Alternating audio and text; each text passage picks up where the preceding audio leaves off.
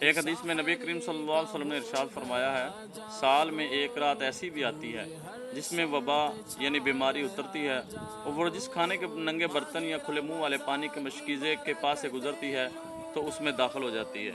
ایک اور حدیث میں آپ صلی اللہ علیہ وسلم کا ارشاد ہے، اگر کسی کے لیے برتن کا ڈھکنا نہیں بلکہ صرف یہی ممکن ہے کہ وہ برتن کے منہ پر کوئی لکڑی کا ٹکڑا، چھڑی وغیرہ رکھ دے اور اس پر اللہ کا ذکر کر دے یعنی بسم اللہ پڑھ دے تو یہی کافی ہے۔ تو ان احادیث سے ہمیں پتہ کیا چلتا ہے